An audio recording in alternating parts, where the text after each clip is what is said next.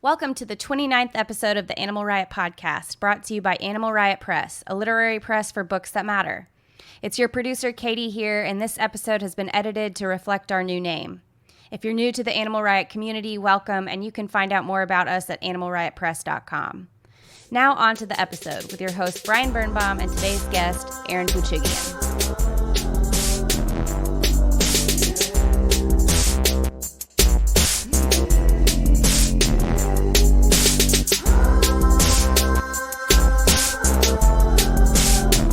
We're here today with Aaron Poochigian, who earned a PhD in classics from the University of Minnesota and an MFA in poetry from Columbia University. His first book of poetry, The Cosmic Purr, was published in 2012 with Able Muse Press, and his second book, Manhattanite, which won the Able Muse Poetry Prize, came out in 2017. His third book, American Divine, won the Richard Wilbur Award and will come out in 2020. His thriller in verse, Mr. Either Or, and that's Mr. Either/Or for the folks who are not visually with us, was released by Etruscan Press in the fall of 2017, and the sequel, Mr. Either Or, All the Rage, will come out in 2020. Aaron's work has appeared and is forthcoming in such publications as Best American Poetry, The Paris Review, and Poetry. The Paris Review, there you go. That's it. That's it. That's all you need. I received that email, what is it, Saturday today? It was only about 3 weeks ago. Oh, really? From the Paris Review, and I had just gotten out of an unfortunate relationship, and it brightened up my whole day. There you go. I'd forgotten entirely that I'd submitted to them. We need that kind of karma, you know what I mean? And before we get started, I'm going to say this episode's brand of fuckery is brought to you by Prosecco. We now have 2 bottles because we had an abortive attempt to do our podcast with Aaron, what was it, a couple weeks ago or something, and Aaron brought over a bottle of Prosecco that we drank, and then we bought another one Thank God. for you, and then you brought one today again, and it's just like the Prosecco never ends. You know, it's a bottomless bottle. So yeah, let's start off with how we met, because that's always important to remember. As I recall, it was my first year at Columbia, and I gave a reading with Katie Rainey. Is that right? At Lamprophonic? Yeah, who we referred to as our producers. As our producer. You don't have to do that. and it's plural, our producers, because I like to act like we actually have some A&Rs back here. I read with the whole board, executive board. With the switchboard and everything, yeah.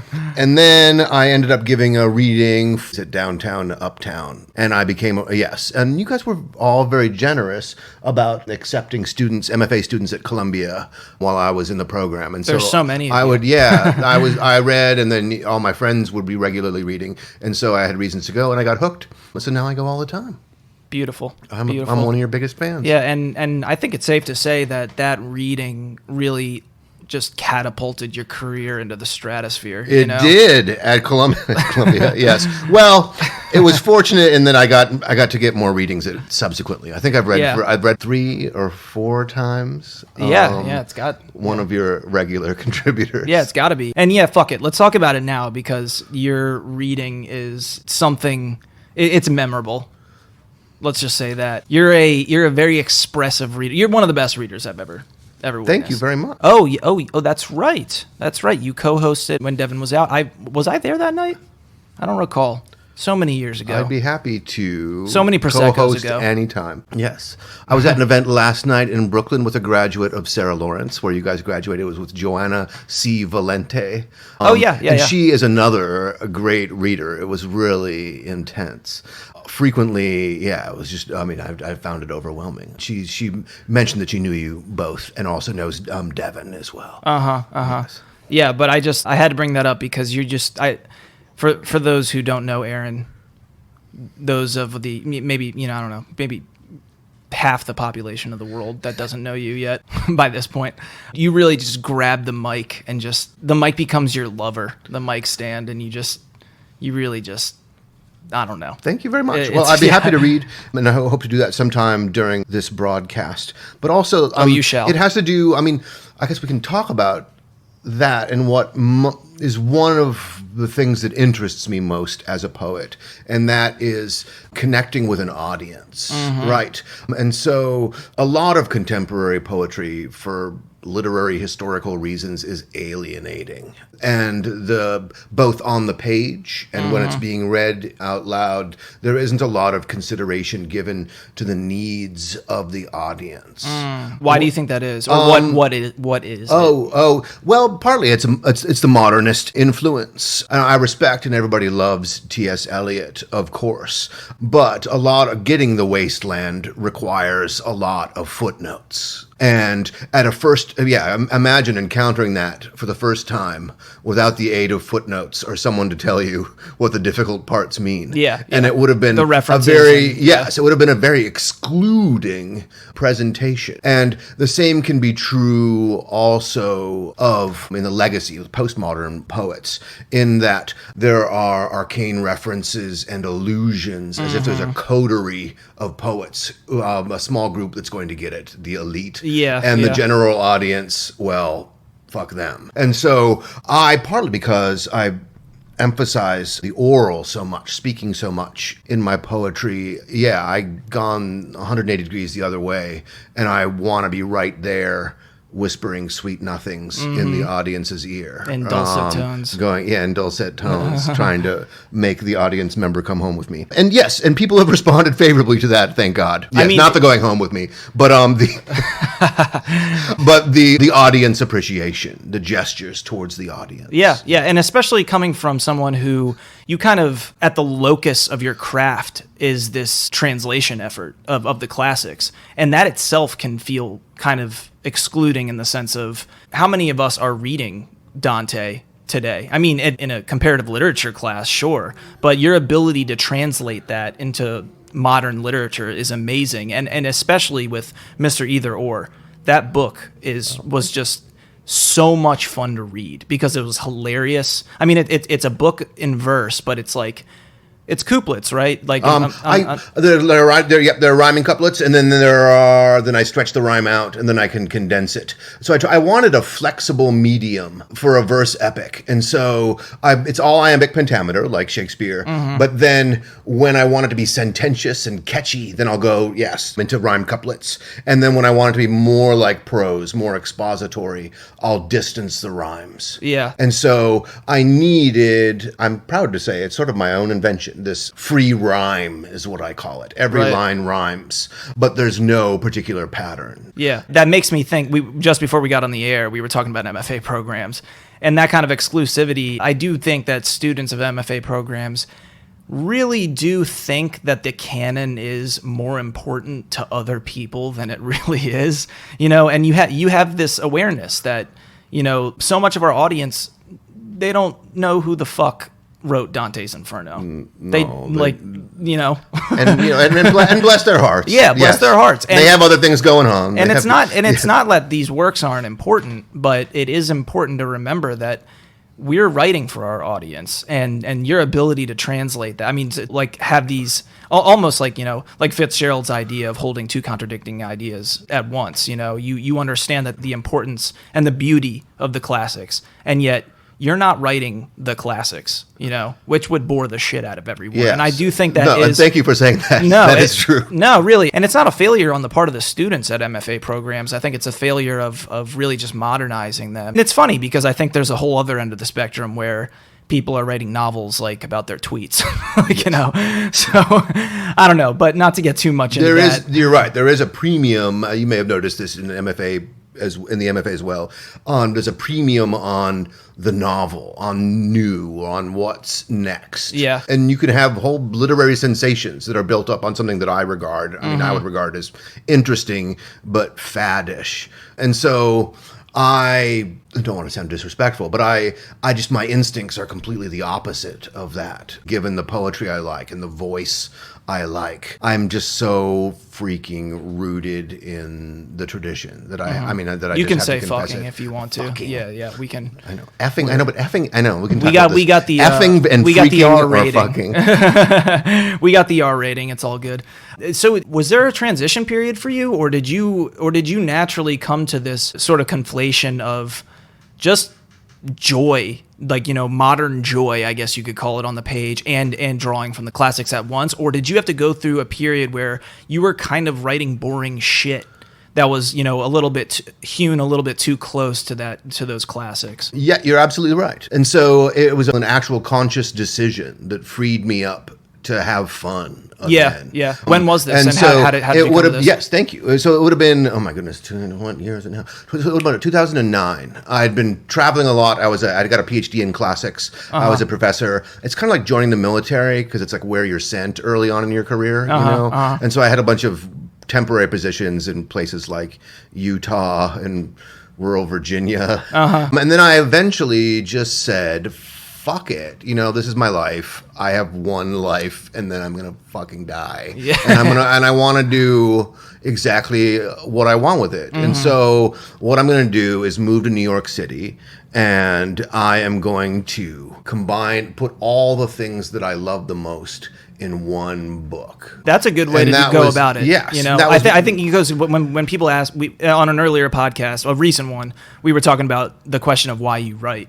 And it's like, that's a great answer, to put every one of your passions into writing. One and show people this is what moves me the most. And that's how you does it move you? Yeah. Oh, dear audience? Yeah. I hope that it does. But that's how you move people. Like, if you're not moved while you're writing, then how can you expect your audience to be moved, So not only your readings, but I mean, the writing itself is just so much fun. I think I read Mr. Either Or in like 2 days or something. Yes, it was just quick read. It's supposed to be like a thriller. But I'm a slow reader. It's what I mean to say by that is that, like, I just enjoyed it that much. It was just so much fun. It was so funny. It was something that if you explain the endeavor, it would sound so pretentious. But like, well, not really, if you give a synopsis, because it is about this this dude going in kind of like to the seedy underworld. But at the same time, like, it's like a novel in verse. You think of Anne Carson, Autobiography of Red. I love that book, but it's not quite as fun as yours. I'm going to say it. Like, it's not.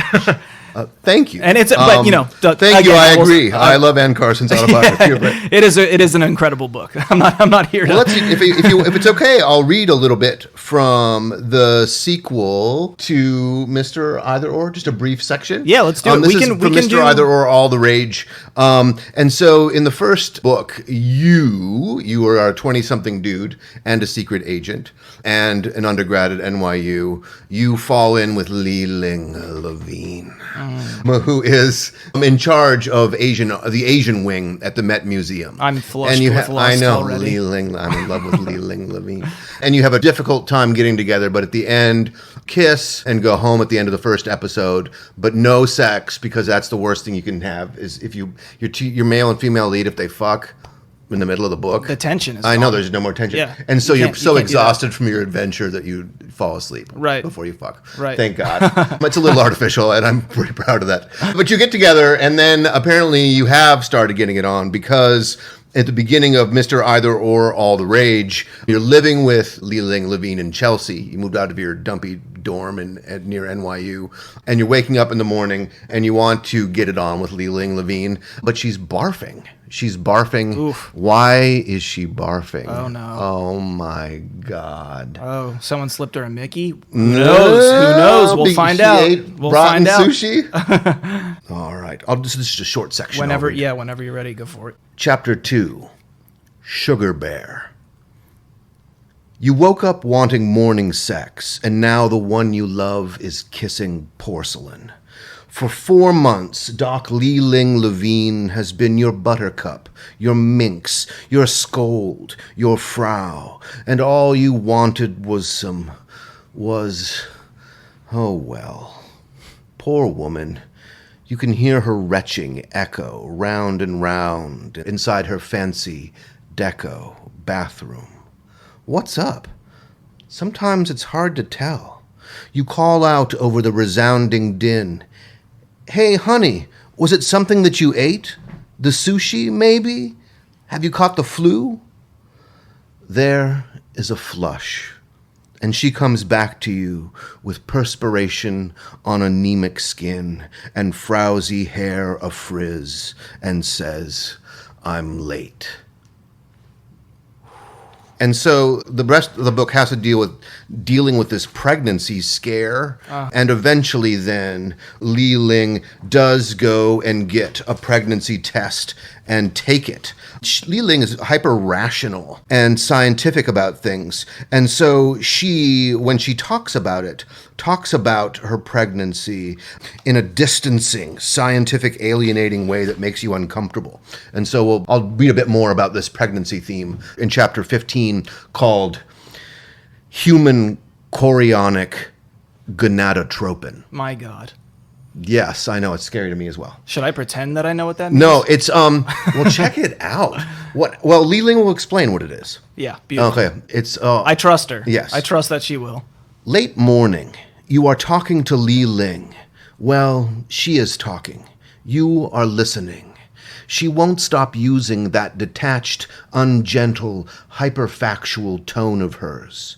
You see, there would be a detectable placental effluvium, the hormone HCG, issuing from the maybe embryo lodged in the lining of my uterus. You cut in, whoa, hey, call me sentimental, but kill the hormone talk. Just say you pee on something, and it answers yes or no. Alert me if there's business to discuss, and we'll debate the the it. All right. If I can find a store still open in spite of Alfred, a hurricane that is descending on Manhattan, in spite of Alfred, I will buy a kit and test my urine for gonadotropin. Open and gonadotropin. Gonadotropin is one of the very few rhymes for open in the English language. Wow, yeah, and I'm glad that I found it. Got an orange here. Yes.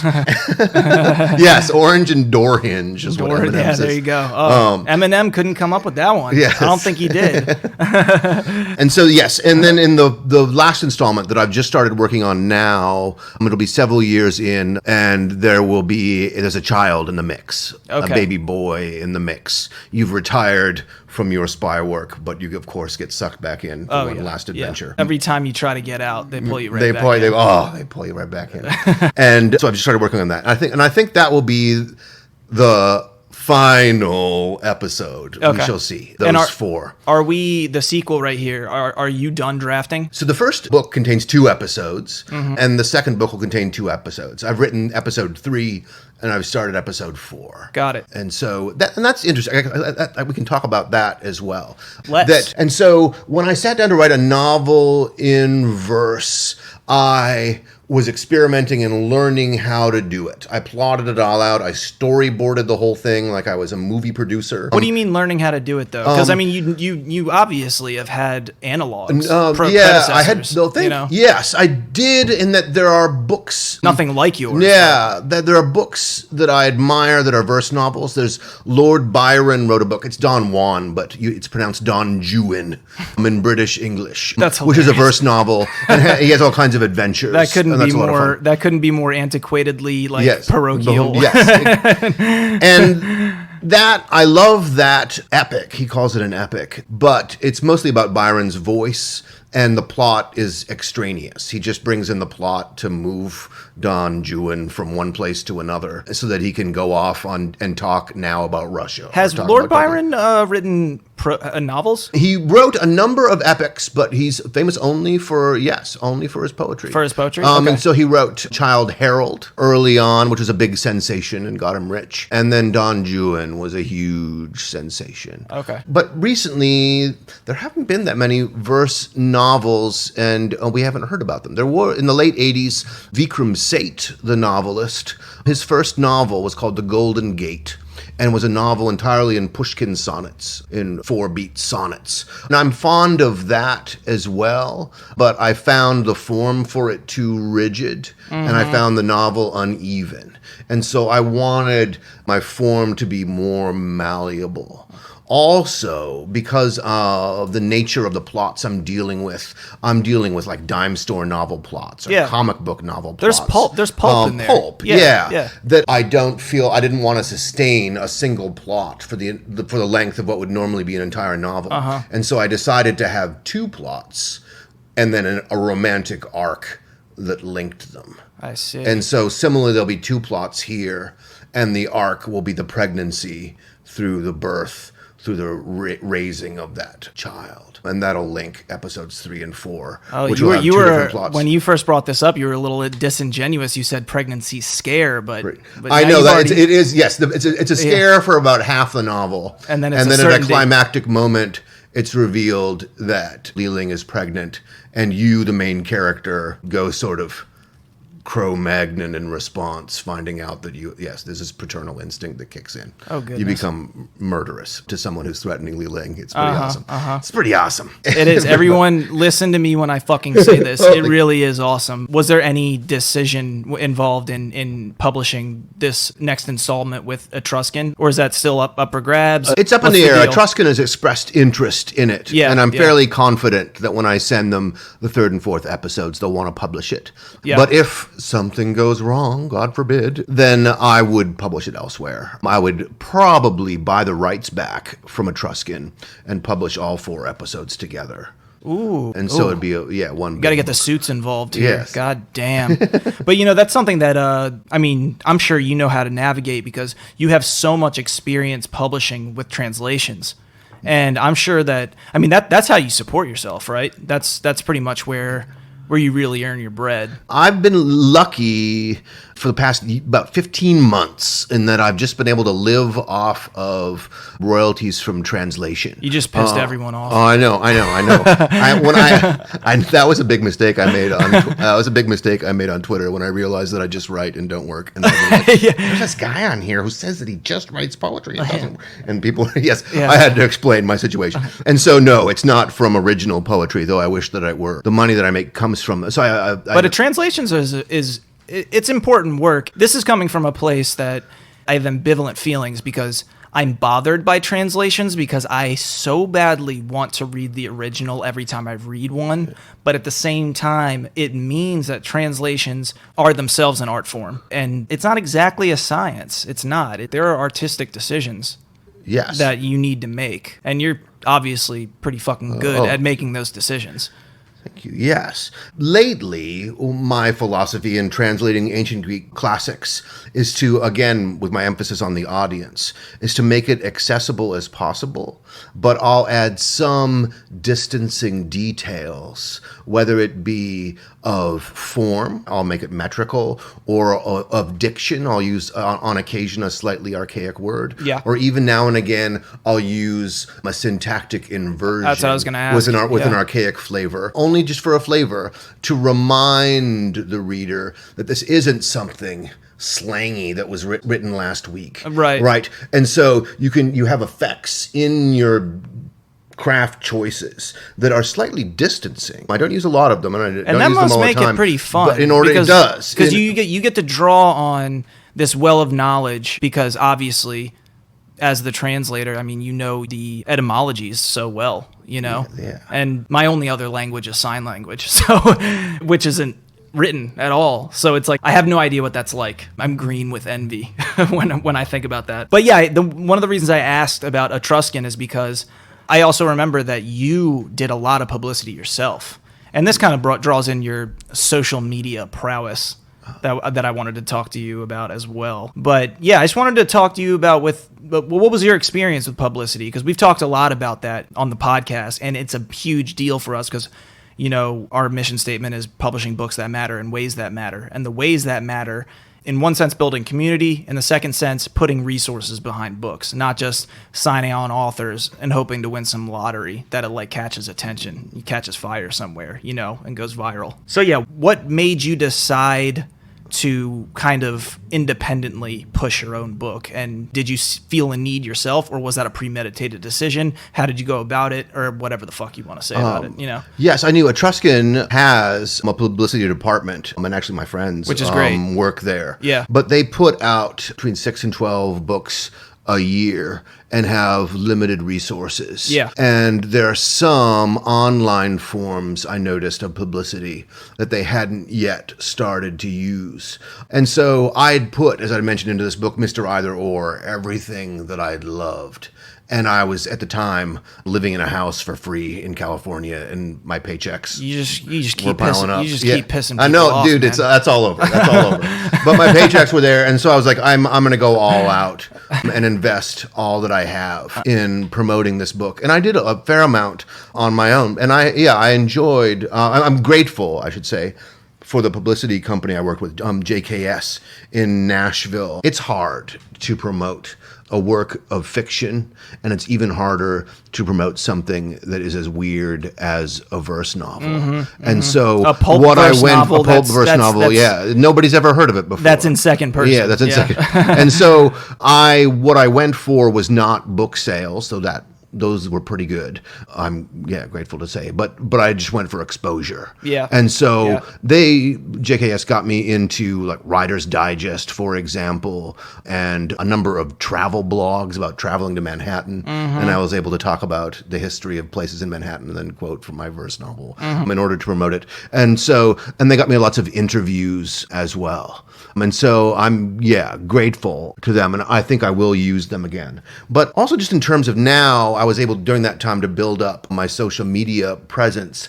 And yes, we should talk about this. It's interesting to me that I've come around to be such a social media person. I never imagined myself. I never imagined myself being this way. But I didn't either. The way I justify it is this: that during the periods, let's say in ancient Athens, right, or even earlier, pre-literate periods, right, during the time of Homer, right, you have this poetic tradition, and it's all mnemonic, and people memorize it, and in conversation, it's clear from the evidence that we have. They quote it and quote poetry, and it's a part of their daily life, whether it be proverbs or wisdom or little bits of wit that are passed along, epigrams, right? and the like. Yeah, and so it's a part of your everyday life.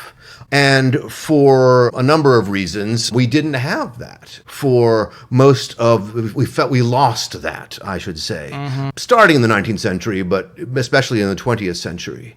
And now we're getting it back. And the way that we're getting it back, having poetry be part of one's everyday life, is through social media, Twitter in particular, but also Facebook. And there's a whole new genre then. There are genres of poetry that have come into existence only with the rise of social media. It's called micro poetries. And so to have a form, you have to have some constraint. And the constraint of the form for micro poetry is the number of characters. Yeah, so for Twitter, it's 280 now. I think for an SMS message on your phone, it's 160 characters. And that's the constraint. And it allows me then to daily present poetry, stuff I've already translated, stuff I'm working on, to an audience and get a reaction. And also, I've even started, because people respond better online if they can participate in something, rather than if you're just saying, I did this and it's awesome. If you invite them and you're interested in what they have to say, people are more interested in participating. And so I've actually workshopped poems on Twitter. Yeah. And it wasn't... Yeah, because people don't like when you just force feed. Here's a poem I wrote. What do you think? Yes. Yeah. And so please what do you think of it? Yeah. What do you think of it? And what can I do to make it better? And I have gotten so many awesome suggestions. Yeah. Out of Twitter. So at first it was just for literary Twitter that I did it. And now I do it. I just invite everyone to have a way at whatever I've put up there. Yeah. And there are lots of trolls that say really funny, awful things. There are. But there's no bad publicity. Yes. You know what I mean? Yes. And there's a lot of constructive criticism. There'll be lots of people, English speakers from all over the world will have problems with the rhymes because of pronunciation differences, for example. Oh, right. Yeah. And that's always really funny. And so it's a way for me to have poetry be part of my daily conversation and to try to make it part of daily conversation for other people as well. And so in poetry, we've been happy the past several years, ever since the NEA announced that readership rates of poetry. And for those of us out there listening that don't know what the NEA is. The National Endowment of the Arts there you go. Did a survey and discovered that reading rates had risen for the first time ever And it had been all declines throughout the 20th century. Since they had started taking in just the last census 2 years ago, among people who are 18 to 35. And they attribute the rise in poetry readership primarily to social media. Wow, that was the biggest injection of hope I've received today. I know. I know. It's so rare that we get it. And so we're just so used to, we poets, we're so used to fighting a losing battle, fighting the good fight against a culture that didn't appreciate us any longer. And now we don't have that pose any longer, right? There are people who are interested. And so we have, because there is an audience we know out there, we should be doubly pushed to engage with that audience, to whisper sweet nothings in that audience's ear and give it what it wants, because we know that it's actually there now. Yeah. So was there a transition period for you? Was there a resistance? Was there a point of self-confrontation? Like, I fucking hate self-promotion or something like that. I need to get over this obstacle. Was it an impasse at any point? I think, or did it organically kind of swell and overflow at some point? I am an introvert, but I can be good on stage for short periods of time. But then I have to go home and sit in the dark and read and alone for a while. You're the complete opposite of me. I'm an extrovert, and then as soon as I get on the stage, I'm like a drone. Oh. It's terrible. I hate it.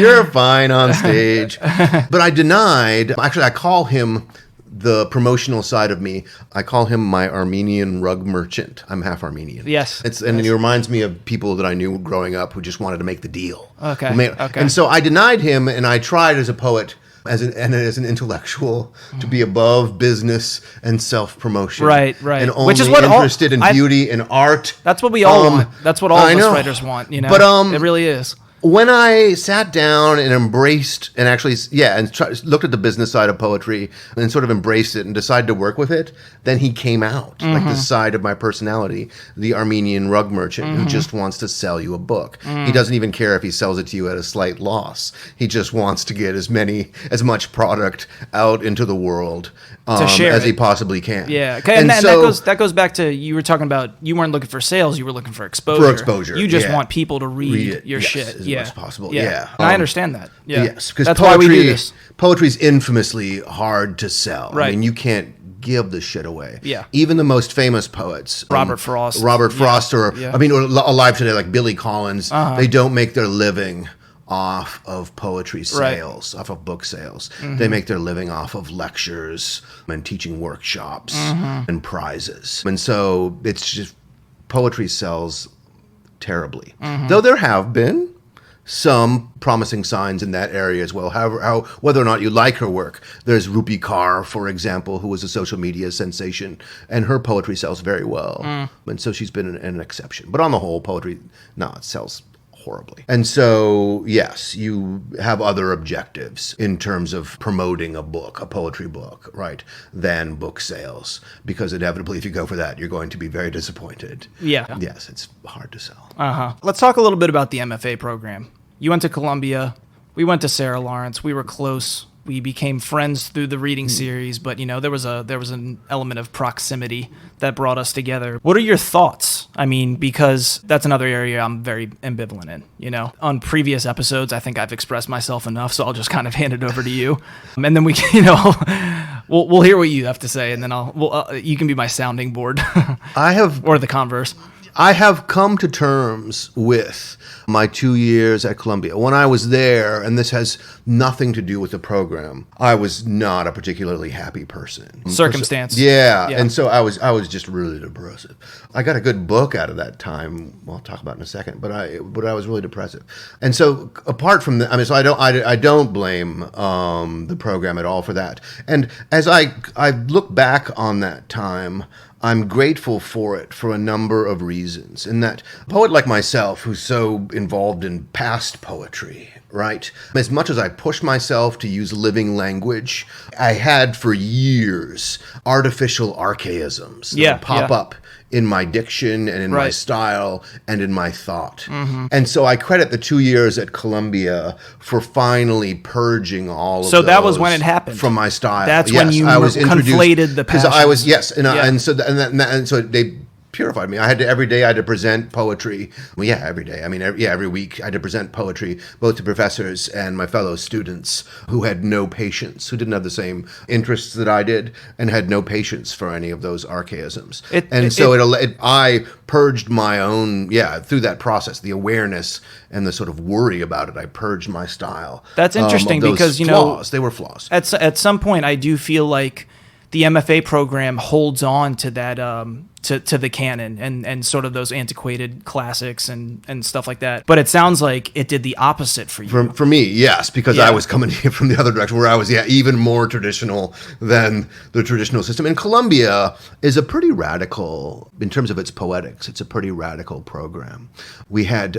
forward-looking. Yes. Yeah. And so I'll tell you, we had the leader of the poetry program for years there was a poet named Lucy Broido, whose work I admire a great deal. I find it very inspiring. Whenever I get writer's block, I'll read her work. It's so rich that I can... It gets my juices flowing. But she and I didn't get along. We met each other, and it was like it was an instant dislike. And she doesn't like that I was a formalist. She didn't like that I was a formalist.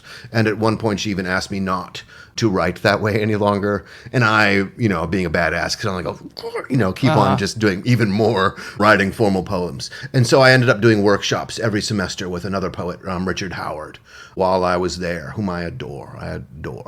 And Lucy, sad to say, she passed away just 6 months after I left the program. And I've come to terms with that and come to terms with her work. And then I read her work now daily. And I wish that I'd gotten to know her better and we hadn't had that misunderstanding. Yeah. And so you can see it was an interesting phenomenon to have to admire someone's work so much that you didn't, and yet you didn't seem to get along. We didn't get along, as people know. And I want to say my ambivalence about the MFA program really comes more from an abstract understanding of, well, no, it's not really abstract. It's not personal, because my experience at Sarah Lawrence was absolutely wonderful.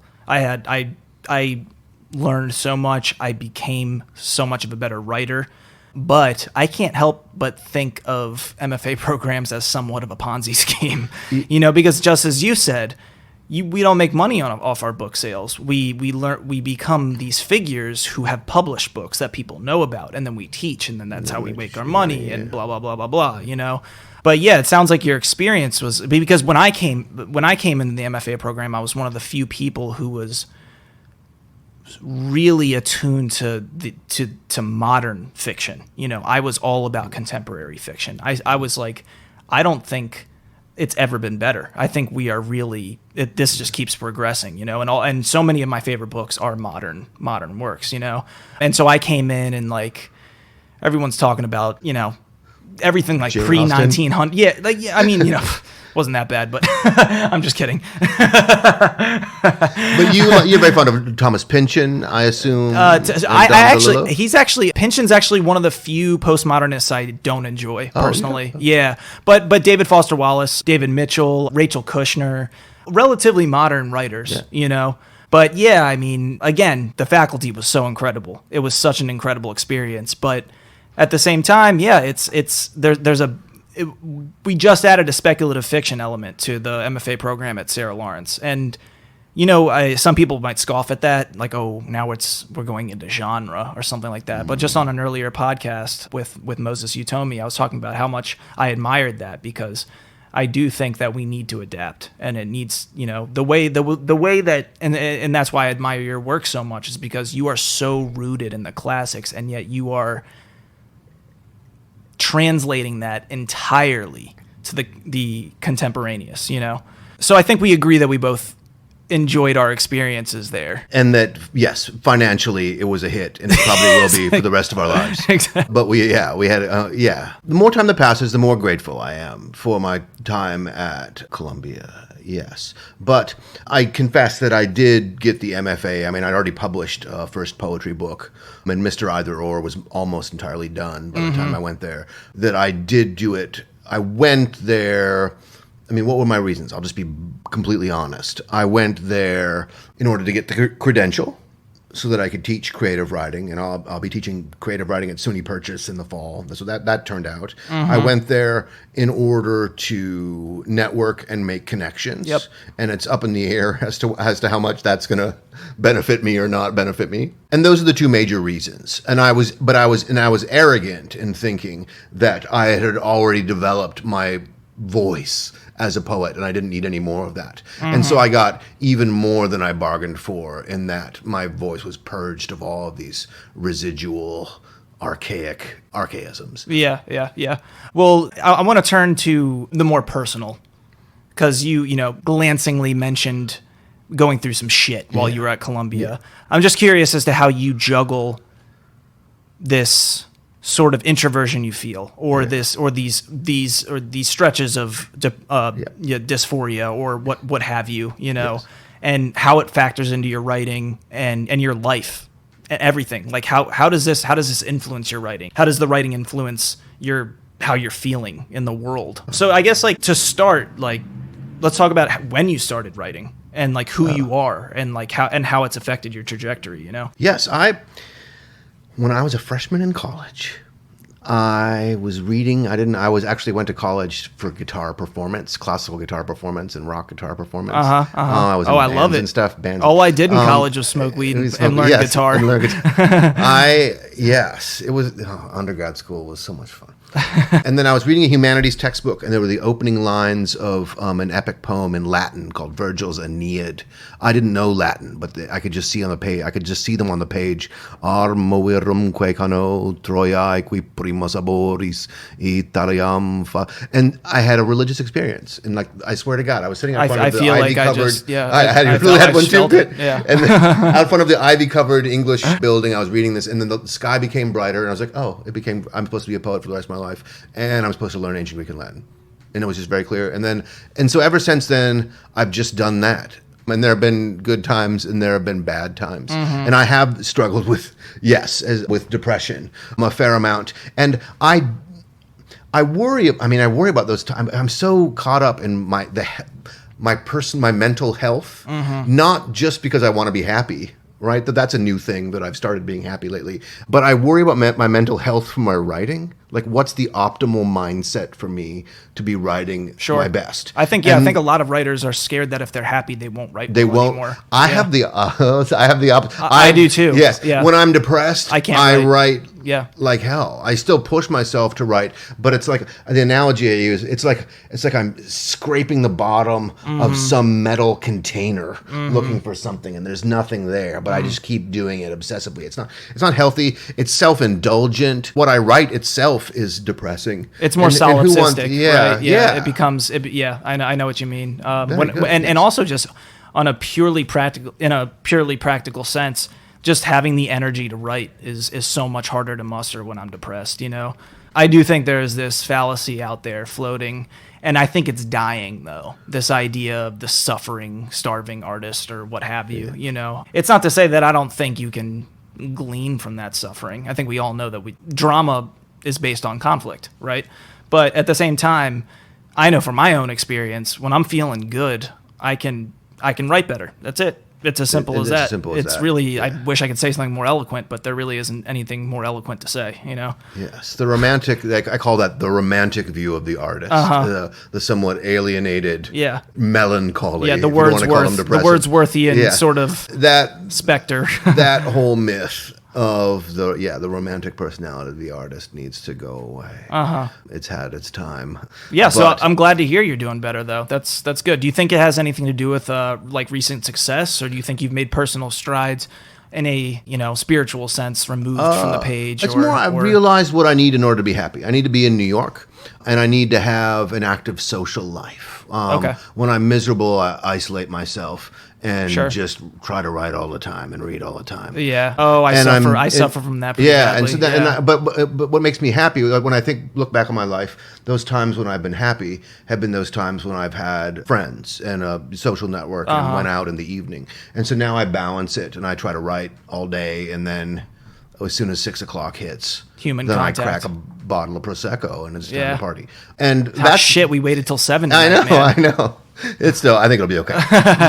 And that's worked pretty well for me so far. Yeah, lately. And so I'll try to keep that up, the balance of writing. Because otherwise I would try to write all the time, and I would just became less and less efficient. And there's nothing to write about at that point. And there was nothing, Yeah, I mean, we're creatures of observation, and we need the data, or else we can't.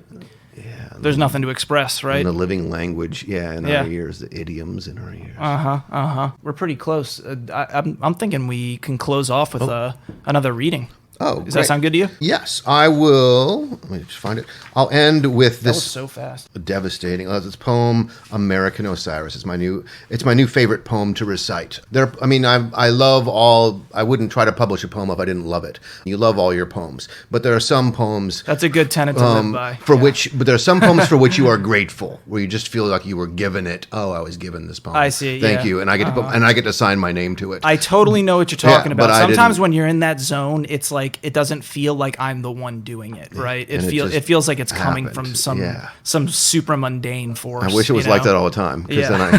No, but usually it's a lot of work. So we'll see. This poem's called American Osiris, and it's in a book, my book American Divine, which is an attempt to bring old-style religious feelings, polytheistic religious ideas to contemporary America. Oh, okay. It's called American Osiris. Oh, good. I should explain, the opening comes from a children's game I saw my nieces playing. It was a zombie game, like tag. They say, dead man, come alive on the count of number 5. 1, 2, 3, 4, 5, and then whoever's it is the zombie and gets up and goes after. Oh my God, I'm terrified. I know. We just watched a documentary on these two girls who stabbed their friend over Slender Man. The Slender Man, the creepypasta stuff. I remember, yeah. I don't want to talk about it. Let's. Right. American Osiris.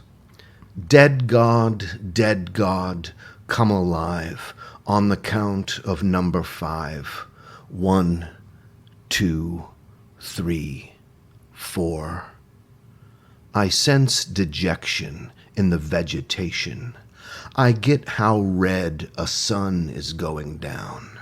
And there they go, the dogs all over town, howling like widows. Ambush, mutilation, dump sites across state lines. The deed is done. Street lights will keep on burning all night long in memory of you, the youth, the strong seed giver, the delight, the vital one. It's useless, but I want to strew funeral flowers, the orchid, the iris. Traffic on the avenue is sighing for the loss of you, American Osiris. I smell the crime. In Jersey, there's a scow tugging like rubbish your indignant liver up the Passaic, post-industrial river. And all the sap in you has turned crude now and soaks from ruptured pipes into the prairie. Your sex is wild boars goring Arkansas. Who axed you, handsome? Who has dumped you, raw, on this democracy, this cemetery? Sorrow has spread from coast to coast like a saccharine song or seasonal virus. You are what weighs on us the most, darling and carcass, God and ghost, American Osiris. Dead God, come alive on the count of number 5. 1, 2, 3, 4. Beautiful. Thank you. Beautiful. My God. I think I need you to read my audiobook. Oh, well, are you looking for someone to read your audiobook? Now I am. Yeah. If you need to, I'd be happy to do it if you want me. Okay, that's it for today's episode. If you like what you heard, please subscribe and review on whichever platform you're listening. You can get in touch with us on Twitter, Facebook, and Instagram at Animal Riot Press or through our website, animalriotpress.com. This has been the 29th episode of the Animal Riot Podcast with your host, Brian Birnbaum, and featuring Aaron Poochigian.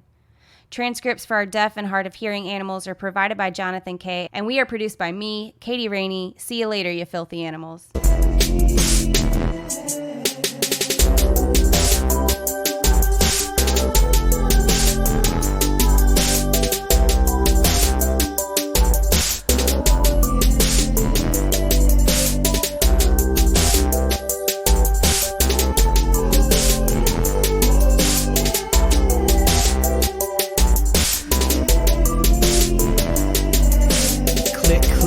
Yes, sir, it's the burn. Bombing on y'all and getting gully as the fern. I don't know much about Lee.